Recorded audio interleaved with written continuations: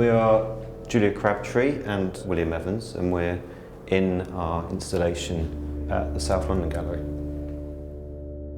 The show is called Antonio Bay. It's an installation that spans the two galleries on the first floor. We've used a digital print on carpet in order to join the two spaces, and then punctuating the spaces are these car body filler and jesmonite sculptures that we've made that kind of act as these kind of forms or characters punctuating the space.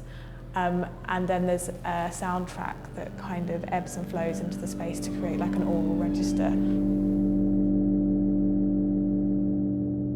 We built a virtual model of the upper galleries, and then using fluid dynamics to create a simulation of what would happen if the galleries are flooded full of smoke. We then went on to then try out different lighting techniques to try and get like this really cinematic and epic effect. Whenever you would take a very, very high resolution image off this render and then print it onto carpet, which is a very, very low quality and thick pile of carpet, the information loss is enormous. After graduating on the Slade MA and MFA, we applied for the Nina Stewart Artists-in-Residence at South London Gallery. It's a 6 months residency with a bursary for living costs and expenses, and also a show at the end. We got to live in the Outset artist flat next door to South London Gallery for 6 months while we were working and developing the work, and we also got a free studio, which was amazing to have. All those things that actually as an artist when you first graduate you're really struggling to afford. You'd have to have a 9-to-5 job often to cover it, particularly in London. So to be able to focus for that period of time on our own practice, not having to work, purely being able to work on our art has been incredible for really helping develop it.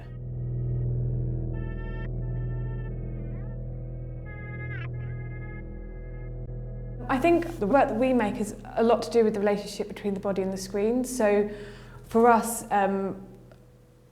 even with the online thing that we made for Legion TV, it was very much responding to the context of that. So it was working within this virtual space, but it was also still thinking about someone viewing it from like sitting in the position of viewing a screen. So I think for us, the way that we engage with the digital and the virtual is much more about a slipperiness, like a movement between virtual and real spaces, and never just kind of occupying one.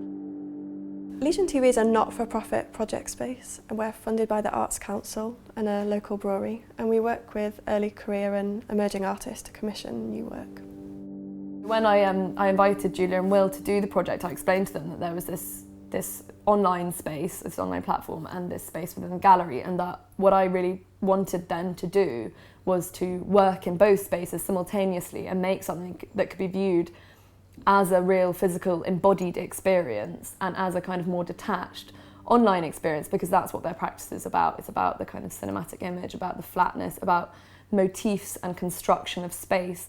It helped us have a structure by having an online space and an offline space, and it meant that we could deal with what are quite important questions in making at the moment in terms of how people are engaging with work. A lot of it's always behind a screen, and the kind of proliferation of images, specifically in kind of photography or social media, and who is an artist and who's a curator and what's the role of a museum.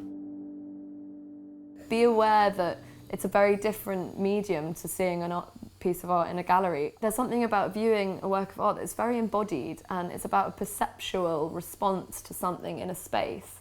So I think it's very interesting to work with artists who work online, because it's a really hard thing to try and achieve that through something which can be, has this kind of distance.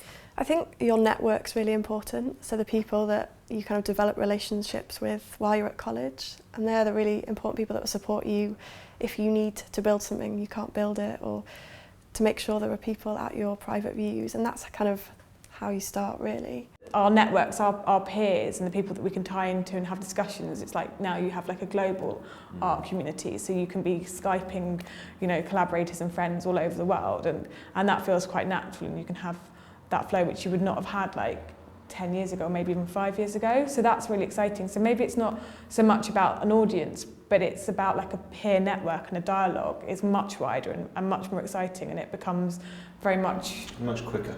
Yeah.